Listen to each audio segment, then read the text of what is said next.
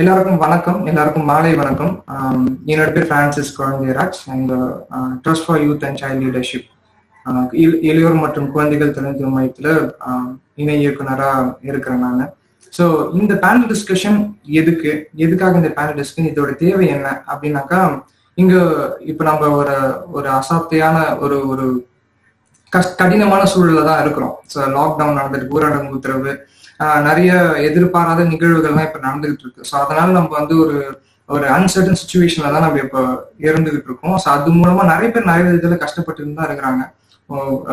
ரொம்ப அடிமட்டத்திலிருந்து இருக்கிறவங்க ரொம்பவே கஷ்டப்பட்டு இருக்காங்க. ஸோ அப்ப ஒரு 2 மாசமா வந்து டிஒய்சிஎல் வந்து நிறைய பேனல் டிஸ்கஷன் வந்து வர்ச்சுவலாவே நம்ம பண்ணிக்கிட்டு இருக்கோம். ஒவ்வொரு செக்டார், ஒவ்வொரு தரப்பட்ட மக்களுடைய கஷ்டங்களையோ இல்லை அதுக்கான ஹோப்ஸ் அண்ட் சேலஞ்சஸ் என்னங்கிறத நம்ம ஒரு பேனல் டிஸ்கஷன் நம்ம பண்ணிக்கிட்டே இருக்கோம். ஸோ லாஸ்ட் டைம் வந்து நம்ம கடைசியா பண்ணது சைல்ட் ரைட்ஸ் பத்தி நம்ம பண்ணியிருந்தோம். அதுக்கு முன்னாடி வந்து யூத் எம்ப்ளாய்மெண்ட் பத்தி நம்ம வந்து பேனல் டிஸ்கஷன் பண்ணியிருந்தோம். ஸோ அதை தொடர்ந்து வந்து இந்த தடவை வந்து யூத் ஆண்டர்பிரினர்ஷிப், தொழில் முனைதல், இளையோர் தொழில் முனைதல் பத்தி நம்ம வந்து பண்ண போறோம்.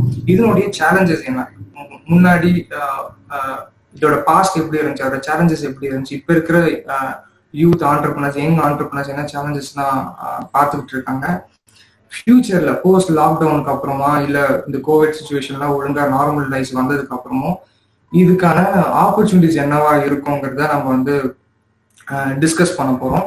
ஸோ நம்மளோட டிஸ்கஸ் பண்றதுக்கு நம்ம கூட ஒரு 5 பேனலிஸ்ட் இருக்கிறாங்க. ரொம்பவே வந்து வெவ்வேறு தளத்துல இருந்து ஆண்டர்பிரினர்ஷிப் இன்குபேஷன் செல்ல இருந்து இருக்கிறவங்க எல்லாம் இருக்காங்க. முதல்ல நம்மளோட இணைஞ்சிருக்கிற மிஸ் திவ்யா சப்னராஜ் அவங்கள வந்து வரவேற்கிறோம். Welcome ma'am. அவங்க வந்து விமன் லீக்ஸ் ஃபவுண்டேஷனுடைய founder and director of Ishana fashions இருக்காங்க. அடுத்தது நம்ம கூட இணைஞ்சிருக்கிறவரு மிஸ்டர் சிவராஜன். ஸோ அவர் வந்து நேட்டிவ் லீட் அப்படின்ற ஒரு ஆர்கனைசேஷனுடைய founder and CEO. Welcome sir. Thank you. Thank you. And we have doctor S Ramkumar, director of entrepreneurship development cell, government of Puducherry. And welcome sir. அவர் வந்திருந்தாக்கா welcome. I think he will join us very soon. And I welcome Professor Mahesh Panchanula, Dean Alumni and Corporate Relations, Faculty in charge, IIT Madras Incubation Cell in charge. So Mahesh, Professor Mahesh. So அவரை வந்து நாங்க welcome பண்றோம். Welcome sir. Thank you. Thank you. All right. So I think number and இன்னொருத்தவர் mister CK Kumaravel. So அவர் வந்து natural சலூனுடைய co-founder. So அவரையும் நாங்கள் வந்து வெல்கம் பண்றோம். Welcome sir. And I think he will join us ரொம்ப சீக்கிரம் நம்மளோட ஜாயின் பண்ணுவார்னு நினைக்கிறேன். ஸோ நம்ம கேள்விக்குள்ள முதல்ல நம்ம வந்து போயிடலாம். ஸோ முதல்ல நம்ம கேள்வியை வந்து திவ்யா மேம் கிட்ட இருந்து நம்ம ஆரம்பிக்கலாம்னு பார்ப்போம். ஸோ திவ்யா மேம், உங்களுக்கு என்னன்னாக்கா இப்ப இருக்கிற இந்த அன்சர்டன் சுச்சுவேஷன்ல வந்து யங் ஆண்டர்பிரினர்ஸ், இல்லாட்டி யங்குனாக்கா ரொம்ப இப்ப ஸ்டார்ட் பண்ணியிருக்கிறேன், இல்லாட்டி இந்த 18 இருந்து 35 வயசுக்குள்ள இருக்கிற இளையோர்கள் வந்து புதுசா அவங்களோட வெஞ்சர் ஆரம்பிச்சிருக்காங்க இல்லையா, அவங்க இப்ப இந்த சுச்சுவேஷன், இந்த கோவிட் சுச்சுவேஷன்ல என்ன மாதிரியான சேலஞ்சஸ் எல்லாம் வந்து ஃபேஸ் பண்றாங்க, அந்த சேலஞ்சஸ் ஓவர் கம் பண்றதுக்கு என்ன மாதிரி நடவடிக்கை எல்லாம் அவங்க எடுத்தாக்கா அந்த சேலஞ்சஸ் எல்லாம் ஓவர் கம் பண்ணலாம்? Okay, thanks Francis and Suresh for this opportunity. So let me touch on this. இப்போ நீங்க இந்த கொரோனா அப்படின்னு நீங்க பாத்தீங்க அப்படின்னா, it has completely disrupted the life of our people, both financially, economically and socially as well. இதுல பாதிக்கப்பட்ட segment அப்படின்னு நீங்க எடுத்தீங்க அப்படின்னா, it's MSMEs or the entrepreneurs, and the challenges are not different for a young entrepreneur or an entrepreneur who has just started a year or 2 or 3 years ago. But I'll touch on the major challenges. இப்போ என்னன்னு பாத்தீங்கன்னா, for any business to sustain, okay, ideally என்ன பண்ணணும் அப்படின்னா, we should at least have a cash reserve of at least 2 to 3 months. Ideal is 6 months, but at least 2 to 3 months ஆவது வச்சிருக்கணும், so that in case of any unforeseen situations or ஒரு calamityயோ இல்ல வந்து ஏதோ ஒரு disaster, natural disaster or calamity வந்துச்சுன்னா, we can use this particular cash reserve for us to sustain and run the business once, until it sustains. But actually என்ன the situation நீங்க என்னன்னு பாத்தீங்கன்னா, do we really entrepreneurs, do we really have that much of cash reserve? I doubt, because you're just managing with a month on month, maximum 2 months அப்படின்ட்டு. But in the corona situation நீங்க பாத்தீங்கன்னா, I think March towards the last third week, we have got into this shutdown. It's complete shutdown without any prior, we didn't have this much of intimation or a clarity, and we hope it would start very nearby soon. But what has happened is, ஒரு 2.5 months இழுத்தடிச்சிருச்சு, and it looks like it's going to drag for some more time. So in the situationல பாத்தீங்கன்னா, ஒரு entrepreneur வந்துட்டு where he has only a month of a buffer of maximum 1 month or 1.5 month ஒரு buffer வச்சிருக்காங்க அப்படின்னா, he would have exhausted his funds by the time the second month or April mid or max May first weekல வந்து he would have exhausted. So now this person entrepreneur doesn't have the funds to run our business. So assuming இப்போ unlock procedure start ஆயிடுச்சு, unlock 1, unlock 2, and phase by phase we are going to start the business. But the problem is, if the business start பண்ணோம் அப்படின்னா கூட, we need to have at least certain funds to run our operation cost. இப்போ அந்த fundsக்கு எங்க போறது? So the most important challenge that we are going to face is the cash flow, where we are already exhausted our balance and we don't have funds to run. So இதனாலேயே, because we don't have the cash reserves, இதனாலேயே 30% of the business are going to have this existential crisis. இருக்குமா, மூட போறாங்களா அப்படின்ற ஒரு கிரைசிஸே இருக்கு. So that is the one of the most important challenge, I would say. இது வந்து இப்போ ஸ்டார்ட் பண்றவங்க பண்ணிட்டு இருக்காங்க, and there's no classification. The problem is the same throughout. And the next thing, if you see, I would term this as like analysis paralysis. அதாவது என்ன அப்படின்னா, இந்த மாதிரி ஒரு சிச்சுவேஷன், இந்த கொரோனா அப்படின்ற ஒரு situation which has put everything on hold, இந்த மாதிரி நம்ம ஒரு எக்ஸ்பெக்ட் பண்ணிருக்க மாட்டோம். இந்த மாதிரி ஒரு situation at any cost we're going to face it, when the entire globe is going to go for a lockdown. அப்படின்ற ஒரு சிச்சுவேஷன்ல where we have not forecasted anything. இப்போ நமக்கு too much of information வந்துட்டு இருக்கு. When we put on a TV or we have this Google, we have this internet, everything in our hand, there are too much of information as we are loaded. But in spite of the information, நம்மளோட ஜட்ஜ்மெண்ட்டை use பண்ணிட்டு நம்மளால சொல்ல முடியுமா, okay இது open பண்ணக்கு அப்புறமா, okay, when everything becomes normal, when the unlock procedure happens and we start our business, do we really have, with this information, can we make the right judgment and say, this is what my forecast is going to be என்னோட business, okay, இந்த மாசம் இந்த sales, okay, at least அப்படி இல்லைனா கூட ஒரு 3 months கழிச்சு this is what is going to be my forecast, இந்த revenue எடுத்துட்டு வர முடியும், அப்படி நம்மளால பண்ண முடியுமா? Can we even judge the sentiments of our customers or our suppliers? customers வந்து வாங்குவாங்களா? இப்போ வந்துட்டு essential அப்படின்றது ஒன்று வந்து நிறைய நான் essential கேட்டகரிக்கு போயிடுச்சு. So we really don't know the sentiments and the mindset of our clients and our stakeholders. அப்படின்றப்போ எவ்வளவு இன்ஃபர்மேஷன் இருந்தாலுமே யாரால இருக்கட்டும், let it be the subject matter expert, let it be the advisor, it could be anybody. You ask what is going to happen, still it's a matter of, with all the expertise and the information we have, we are not able to come to a conclusion that yes, this is how the future is going to hold. So the best thing is have to wait and watch. So இந்த மாதிரி ஒரு situation இருக்கு where we can't predict even the future as well. All we have to do is just wait and just go with the flow and the situation. So this is the ரெண்டாவது. Next thing is going to be the legislations, I would say. அதாவது பாத்தீங்கன்னா வந்துருச்சு, we are starting, the unlock procedure happens and we are going to start our business. இப்போ ஒரு பிசினஸ்க்குமே வந்து there are a lot of legislations are coming up. அதாவது இந்த ஒரு கடை ஓபன் பண்ணணும், இந்த ஒரு சர்வீஸ் ஓபன் பண்ணா இதான் ஸ்டாண்டர்ட் ஆப்ரேட்டிங் ப்ரொசீஜர்ஸ், இந்த ரூல்ஸ் எல்லாம் நீங்க ஃபாலோ பண்ணணும் அப்படின்ட்டு. and these are changing with every 2 to 3 days, or the amendments பண்ணிக்கிட்டே இருக்காங்க. they're coming up with the new standard operating procedures. So we have to follow all that and keep ourselves updated as well. So in the legal changes, and there are a lot of other changes coming up, so அதுவும் follow பண்ணணும். So that is another challenge that we actually, I'm forecasting that. And apart from other things, most important, I would say, as an entrepreneur, we have we know we are fighters because that's there in the DNA, but we will go through a lot of emotional instabilities looking at it. நம்ம burnout ஆயிடுவோம். அதாவது money, when it comes to financial crisis, that's the most important crisis, and it takes a person, a step back. But what happens is, in the time it is very easy for a person to become quite emotional, lose their stability, and think otherwise. So it's very, very important that we hold on to our thoughts, and then see what could be done better. So under stability, mental stability or emotional stability, and that confidence we need to have, that yes, you can just face the future. So this is again a most important thing where we'll all lose our focus and hopes. So yeah, I think I am seeing all this. Okay ma'am, thank you so much. Like ரொம்ப இன்டெப்தா explain பண்ணீங்க. So let's go to doctor Ramkumar sir. Sir, உங்களுக்கு ஒரு கேள்வி ஒன்று கேட்கலான்னு இருக்கும். So பொதுவாகவே வந்து I got few questions from the people. So எப்படி சொல்றாங்கனாக்கா, நம்ம கிட்ட வந்து இன்குபேஷன் செல்ஸ் இருக்கு, இன்குபேஷன் டெவலப்மெண்ட் செல் இருக்கு, ஆண்டர்பிரினர்ஷிப் டெவலப்மெண்ட் செல் இருக்கு.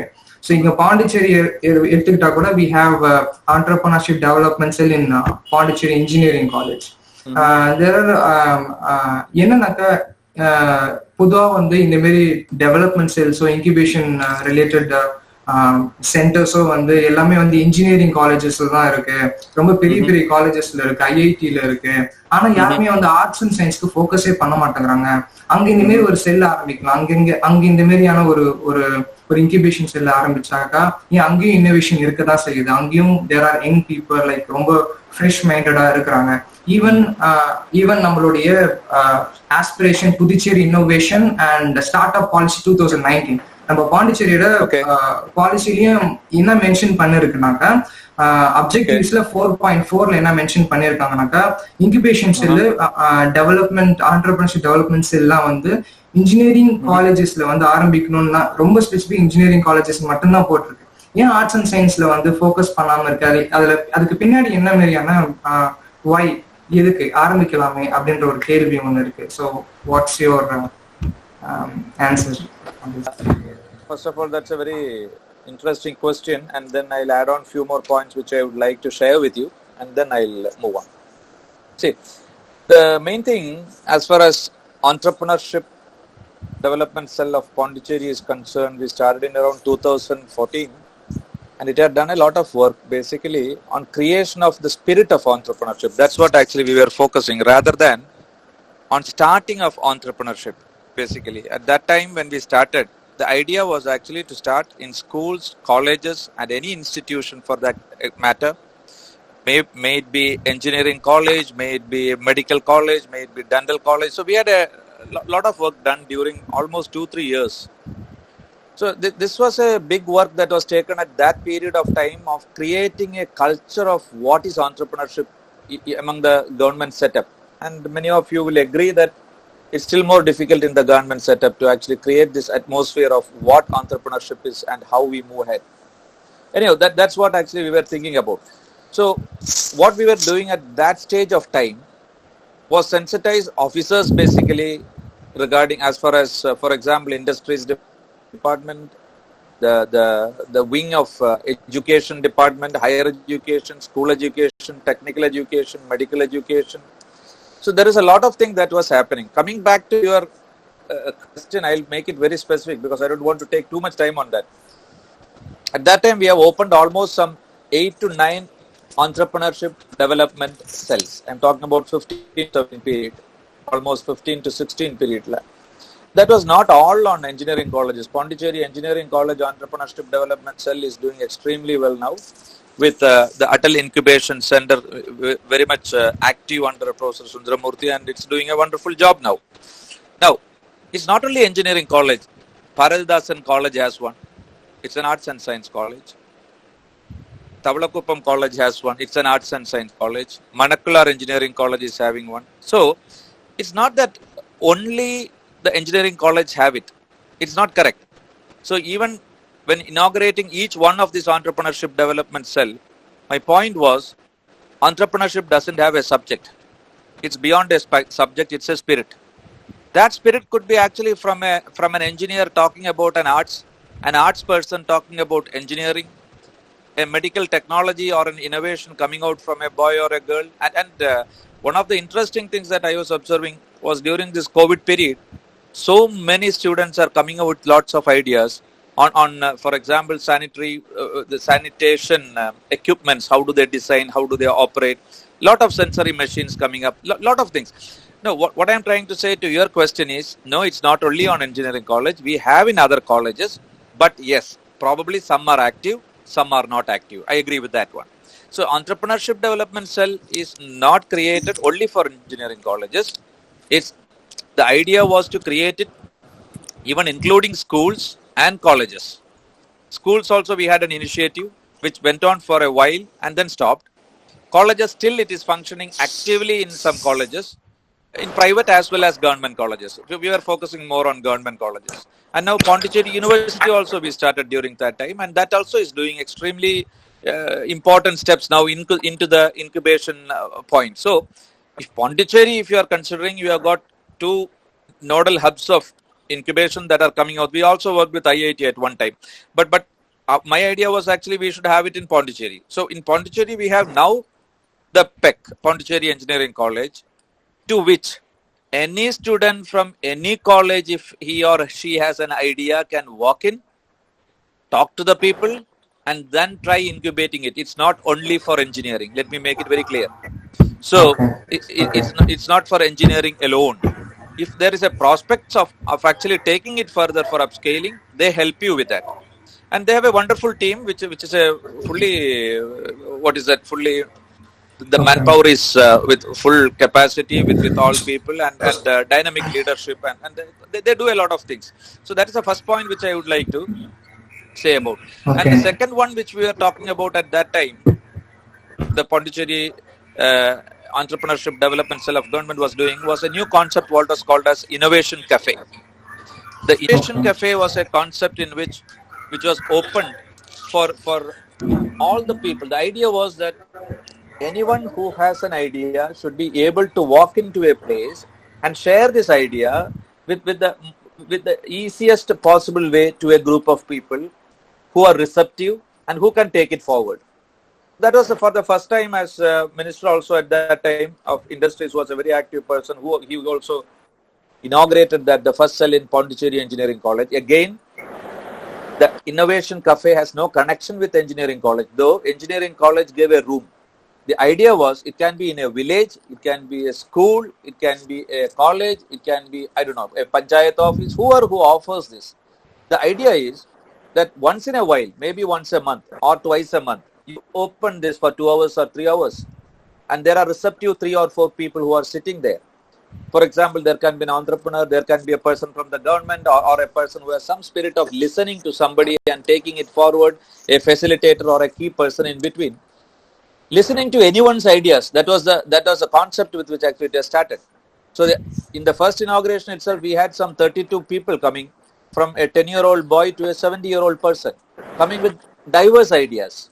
So the second one, as I tell, is actually the Innovation Cafe. That's a concept in which you could even now open it in the COVID situation under a virtual mode, like what you are doing now, for example, in the virtual mode of having the ideas and translating and telling our concerns, worries, happiness, whatever that you have during this period. So the same thing can happen. So the incubation cell is functioning virtually during this situation, during this. Innovation. It's not the innovation cell. It is the Atal Incubation Center that is functioning. Okay. The entrepreneurship development cells of colleges are functioning. Okay, fine. Yeah. Thank you so much, sir. Thank you so much. And I'm going to Kumaravel, sir. Sir, கேக்குதுங்களா? Okay sir. Sir ஆக்சுவலா உங்களுக்கான கேள்வி என்னன்னாக்கா, ரொம்ப சாமானிய ஒரு தொழில் செய்யற ஒருத்தர் கிட்ட இருந்து வந்த கேள்வி இது. என்னன்னாக்கா, இங்க இருக்கிற small scale industry, medium scale இண்டஸ்ட்ரீஸ்ல ஆண்டர்பிரனர்ஸ் எல்லாம் இருக்கிறாங்க இல்லையா, அவங்களுக்கு ஆல்ரெடி வந்து இந்த ஜிஎஸ்டின்ற விஷயம் வந்து ஒரு அடிஷனல் பேர்டனாவே இருக்கிறதா அவங்க ஃபீல் பண்றாங்க. இந்த போஸ்ட் கோவிடுக்கு அப்புறம், இந்த போஸ்ட் லாக்டவுனுக்கு அப்புறம் இந்த ஜிஎஸ்டியோடைய பெர்சன்டேஜ், இந்த டாக்ஸேஷன் பெர்சன்டேஜ் எல்லாம் கம்மியாகுமா, அதுக்கான வாய்ப்பு இருக்குமா, கவர்மெண்ட் இதுக்கு ஏதாவது ஸ்டெப் எடுக்குமா அப்படின்ற ஒரு கேள்வியை வந்து கேட்டிருந்தாங்க. ஸோ அது உங்க ஆஸ் அ ரொம்ப ஆண்டர்பிரனரா நீங்க எப்படி பாக்குறீங்க, அதுக்கான ஹோப் என்னவா இருக்கும்? அதாவதுப்பா, thank you. First of all thank you for inviting me and thank you for giving me the opportunity. இந்த மகாவிஷ்ணுன்னு ஒரு இதில் இருக்கிறார். மகாவிஷ்ணுன்னு சொல்லுவாங்க. இந்த மகாவிஷ்ணு வந்து ரெண்டு மாதிரி காமிப்பாங்க. ஒன்று வந்து அவர் கருடனில் பறந்துட்டு இருப்பாரு, இன்னொன்று வந்து அவர் வந்து பாம்பு மேலே படுத்துட்டு இருப்பாரு. கருடன் மேலே பறக்கிறது பேர் வந்து 30,000 feet வியூ, பாம்பு மேலே படுத்துட்டு இருக்கிறது பேர் கிரவுண்ட் ரியாலிட்டி. ஒரு leader has to seamlessly move from ground reality to 30,000 feet view and 30,000 feet view to ground reality.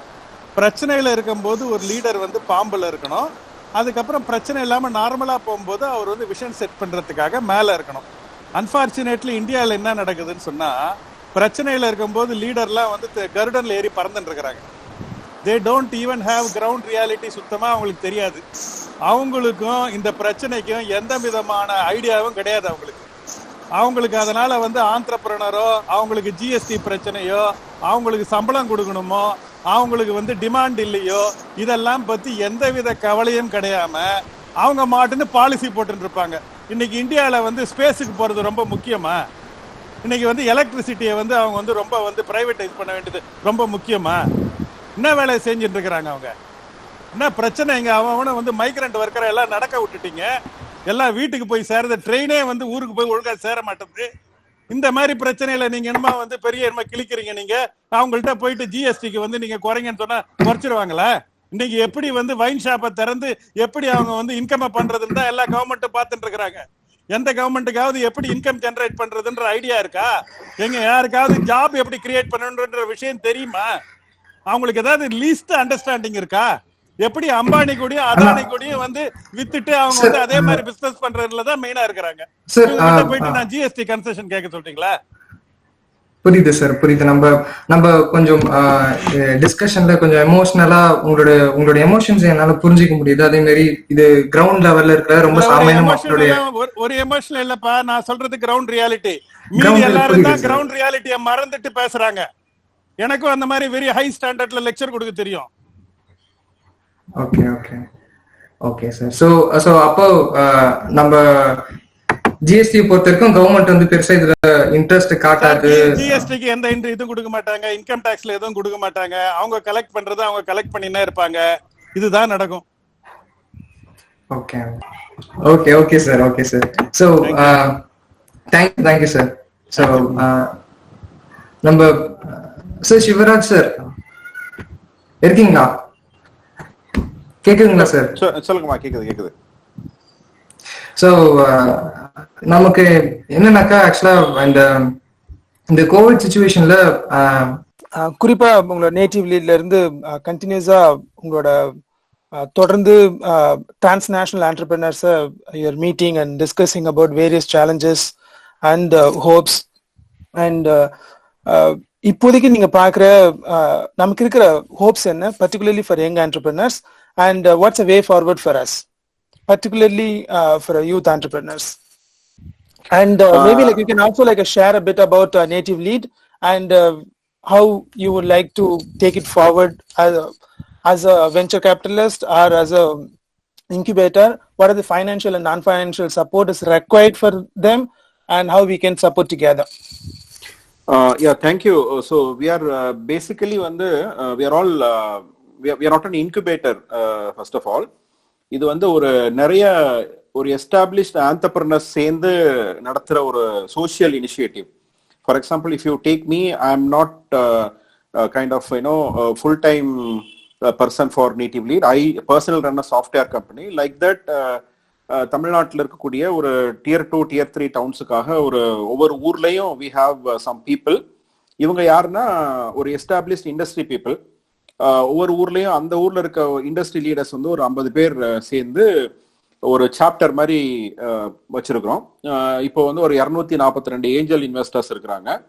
ஒரு 6 சிட்டிஸ்ல வந்து மதுரை, கோயம்புத்தூர், ஈரோடு, கரூர், திருச்சி, தூத்துக்குடி, இந்த மாதிரி வந்து ஒரு 6 tier 2 tier 3 டவுன்ஸ்ல வந்து எங்களோட சாப்டர்ஸ் இருக்கு. போக வந்து சென்னையில வந்து ஒரு கனெக்ட் சாப்டர்னு வச்சிருக்கிறோம்.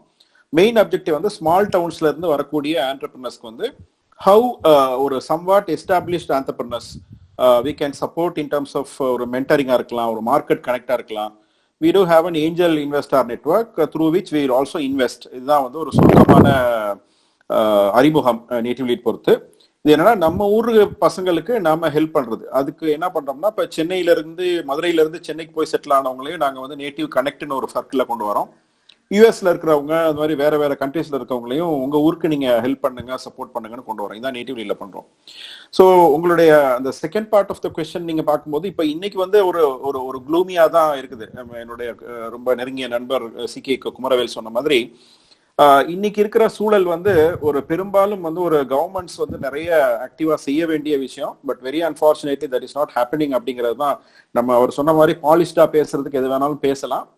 மேபி சபை நாகரிகம் கருதி வந்து நம்ம வந்து ஒரு சில விஷயங்கள் வந்து நம்ம சட்டிலா நான் பேசுறேன், அண்ணா வந்து அது கொஞ்சம் அக்ரெசிவா பேசினாங்க. பட் அதான் ரியாலிட்டி. டு பி ஃப்ராங்க், எனக்கு அதுல எந்த கருத்து வேறுபாடும் இல்லை.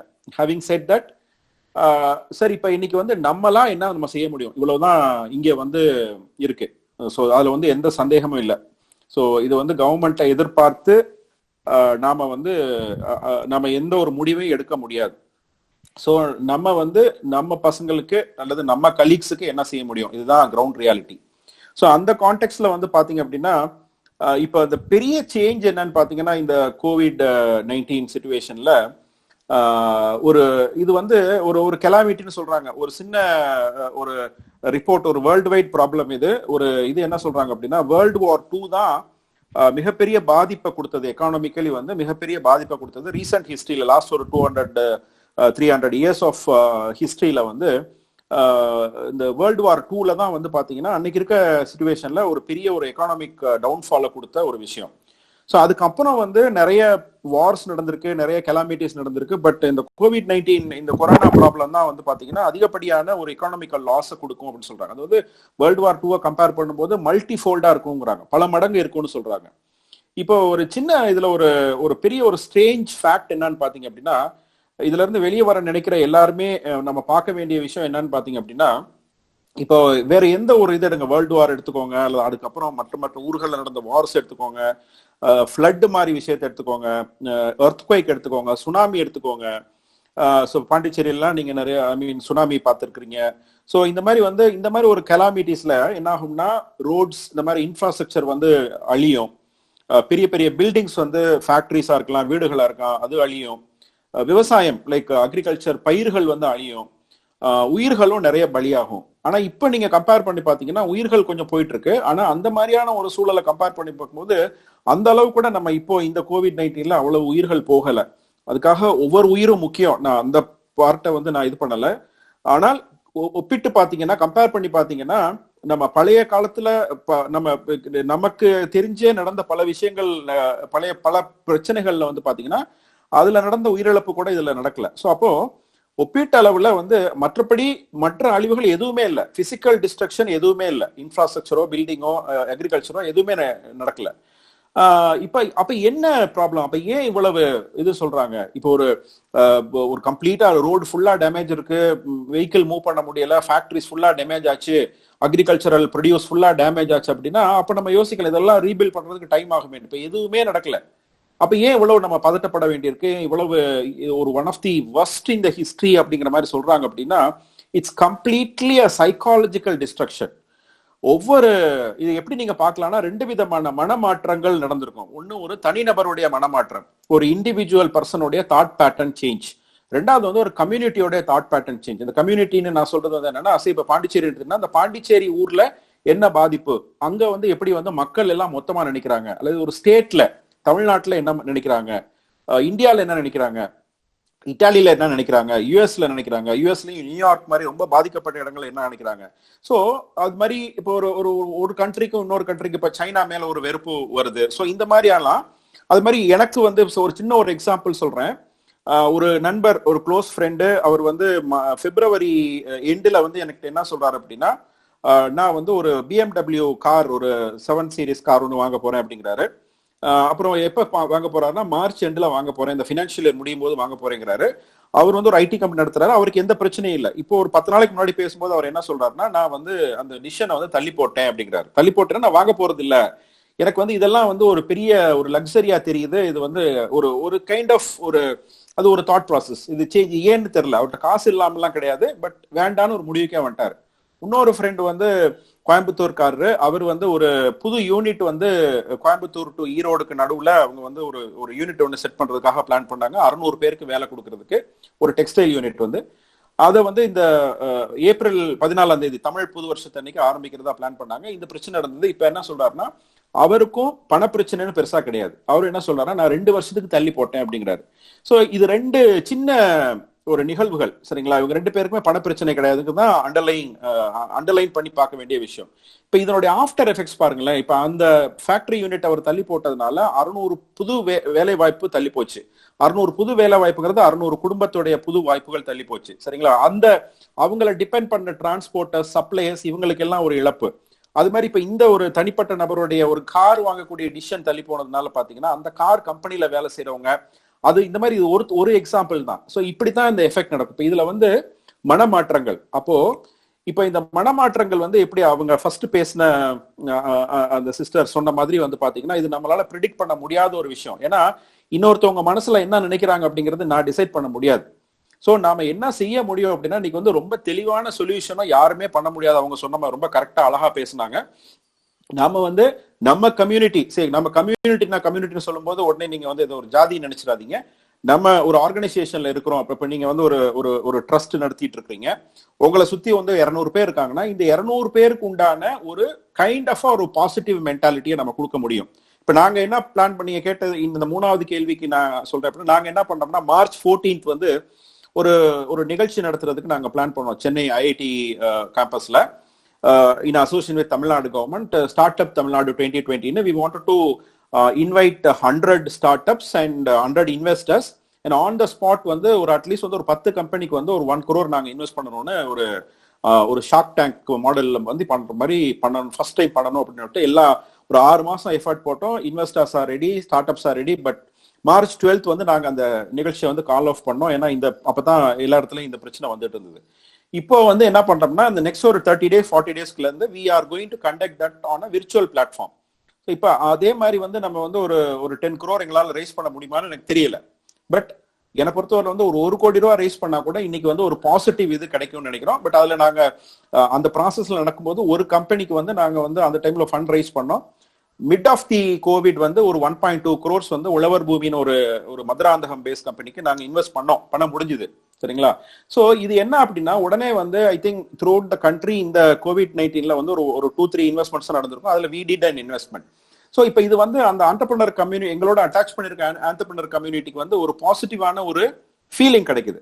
ஸோ இப்போ அதே மாதிரி இன்னொரு விஷயம் நாங்கள் ட்ரை பண்ண போறோம், சரிங்களா? again we are talking to government, I mean ஒரு ஜஸ்ட் ஒரு சப்போர்ட் பண்ணுங்க அப்படிங்கிற மாதிரி தான்.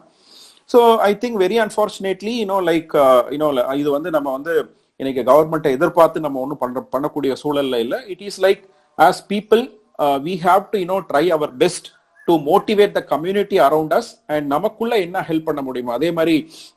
அவங்க இன்னொரு விஷயமும் பியூட்டிஃபுல்லா சொன்னாங்க ஃபர்ஸ்ட் பேசினவங்க, சாரி நான் அவங்க பேரை மிஸ் பண்ணிட்டேன். லைக் வந்து இந்த சைக்காலஜிக்கல் ப்ராப்ளம் நிறைய பிரச்சனை வந்து ஃபேஸ் பண்றாங்க. இப்போ நாங்க நேட்டிவ் லீட்ல வந்து பாத்தீங்க அப்படின்னா ஒரு கிட்டத்தட்ட 400க்கு மேல ஒரு 400+ ஸ்டார்ட் அப்ஸ்ன்னு சொல்ல முடியாது, ஸ்டார்ட் அப்ஸ்க்கு ஒரு டெஃபினிஷன் இருக்கு.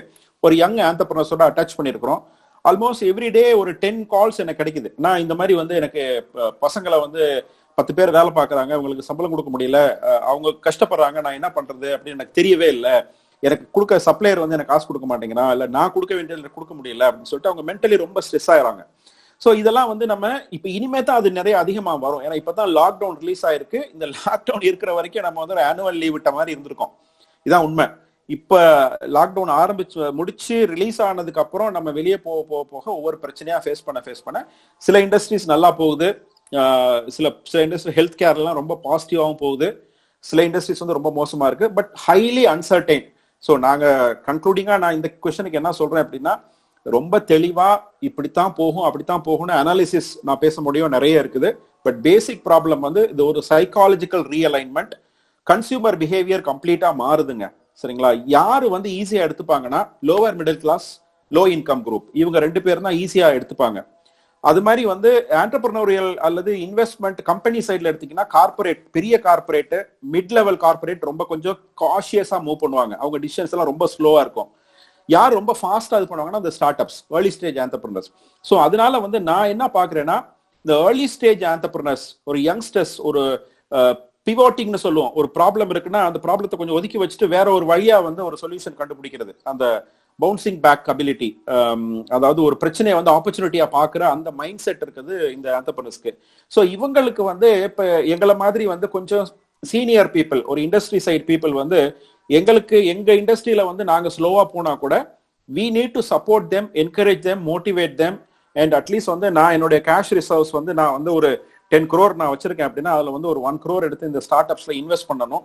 இதை தான் வந்து நாங்க எங்களோட கனெக்டா இருக்கக்கூடிய இன்வெஸ்டர்ஸ்க்கு வந்து நாங்க பேசிட்டு இருக்கோம். It is our responsibility to like தமிழ்நாட்டை பொறுத்தவரையில வந்து we have a very strong vision to make this state as number one state in the country as well as one of the notable state in the world, to make this as maybe ஒரு prominent entrepreneurial ஸ்டேட்டா இதை மாத்தணுங்கிறது ஒரு விஷனா வச்சு work பண்றோம். So இதுதான் அவர் Kumaravel sir சொன்ன மாதிரி when like the leaders are not up to the mark அப்படின்னா there is no other go that we have to step in and do our best. So இதாங்க நான் பாக்குற பார்வை. Thank you so much sir. இது ரொம்ப தெளிவாகவும் நமக்கு எதை வந்து இந்த இளைஞர்கள் தெரிஞ்சுக்கணுமோ அது சரியான வகையில கன்வே ஆயிடுச்சுன்னு நான் நம்புறேன். ஸோ மகேஷ் சார், சார் ஆக்சுவலா நமக்கு என்ன கேள்வினாக்கா, இப்போ ஒரு ஒரு ஒரு ஆண்டர்பிரனர் கிட்ட இருந்து எனக்கு இந்த கேள்வி வந்தது. என்னன்னாக்கா அவர் என்ன கேட்கிறாருனாக்கா, இன்வெஸ்டர்ஸ் இருக்கிறாங்க இல்லைங்களா? ஸோ இன்வெஸ்டர்ஸ் வந்து மோஸ்டா வந்து இந்த டெக்னாலஜி பேஸ்ட் ஸ்டார்ட் அப்ஸ்க்கு தான் வந்து அதிக ப்ரிஃபரன்ஸா கொடுக்குறாங்க. நான் டெக்னாலஜி பேஸ்ட் ஸ்டார்ட் அப்ஸ்க்கு வந்து பெரிய ப்ரிஃபரன்ஸ் கொடுக்க மாட்டேங்கிறாங்க. அதே சமயத்துல commercial entrepreneurs, social entrepreneurs, so ரொம்ப ப்ரிஃபரன்ஸ் வந்து கமர்ஷியல் ஆண்டர்பிரனர்ஸ்க்கு கொடுக்குறாங்க. சோஷியல் ஆண்டர்பிரனர்ஸ் வந்து ப்ரிஃபரன்ஸ் வந்து ரொம்ப ரொம்ப கம்மியாவே இருக்கு. இந்த டிஃபரன்ஸை நீங்க எப்படி பாக்குறீங்க? இது ஏன் இந்த மாதிரி நடக்குது? இதை பேலன்ஸ் பண்ணனாக்கா என்ன பண்ணலாம்? Why this kind of differences? முதல்ல நான் வந்து I don't even look at them as being different. Let us start by defining what entrepreneurship is. Entrepreneurship na one small group of people have an idea, அதை வச்சு ஒரு step by step ப்ராசஸ்ல வந்து ஒரு business build பண்றது. அந்த business success ஆகிறதுக்கு 3 key ingredient இருக்கு. ஒன்று வந்து you need to have an idea that is solving a problem. ரெண்டாவது, அந்த சொல்யூஷனுக்கு வந்து பல மக்கள் they should be willing to pay a price. They should be willing to pay money to accept the solution as theirs. மூணாவது வந்து it should be scalable. So இன்னைக்கு வந்து நீங்க ஒரு ஸ்மால் கம்யூனிட்டியில ஒரு 100 ஃபார்மர்ஸோட ப்ராப்ளம் சால்வ் பண்ணிட்டு இருக்கீங்கன்னு நினைச்சுக்கோங்க. That should be scalable to thousands of farmers tomorrow. இந்த 3 விஷயங்கள் இருந்தா any business that has these 3 things is an entrepreneurship, is a startup that is likely to succeed. So whether it is from social entrepreneurship, tech entrepreneurship, non-tech entrepreneurship, இந்த 3 key விஷயங்கள் வந்து கண்டிப்பா இருந்துதான் ஆகணும். So from that perspective, I really don't see a difference. In fact, I work with several of our startups here at IIT Madras. நான் பார்க்கறதுல வந்து there are very few that are that where I can say this is a tech company only. இதுல non-tech கிடையவே கிடையாது. ஒரு example எடுத்துக்கலாம். ஒரு mobile phone, iPhone எடுத்துக்கோங்க. ஆப்பிள் வந்து designed an iPhone back in some 10 years ago. அந்த ஐபோன்ல வந்து there is a certain electronic circuitry, there is a mechanical design, thermal design எல்லாம் இருக்கு. those are all the tech aspects. but the non-tech aspect, the creative design, எப்படி கையில பிடிக்கணும், எப்படி கண்ணுக்கு தெரிஞ்சா கஸ்டமருக்கு வந்து அப்பீலிங்கா இருக்கும், இதெல்லாம் வந்து non-tech. so today there is no product that has only tech or only non-tech. எல்லா entrepreneurship startupsலயுமே they see a mix of both tech and non-tech. so in that sense I'll say that every startup team should, the more diverse that team is when you start off, the more likely that team is going to succeed. So I really don't see a difference between the two. Now, I want to go back and talk a little bit about COVID, the situation we are in. March 1ஆம் தேதி நமக்கு வந்து இந்தியாலேயே 5 case இருந்தது. அன்னைக்கு பார்த்தீங்கன்னா இட்டலியில பரிஸ்திதி பார்த்தீங்கன்னா ஒரு அமெரிக்கால பார்த்தீங்கன்னா it was very bad. People were dying by the thousands every day in these two countries. Namak is the only data available on March 1st. On March 15th, where we had already reached a few hundred cases, it was still not very different. Annikume, we did not, the death rate in Italy, death rate in US was at the rate of almost 8 to 10%, even at that time. So when you sit back and look at it to say that we have not done enough, but anniki vandu, if you look at the situation in the virus nala எந்த மாதிரி damage ஆகலாம் நம்ம சொசைட்டிக்கு, நம்ம கண்ட்ரிக்கு, அங்கிருந்து ஒரு நாலேஜை இம்போர்ட் பண்ணி இங்க அப்ளை பண்ண பார்த்தா it only presented a very drastic gloomy scenario.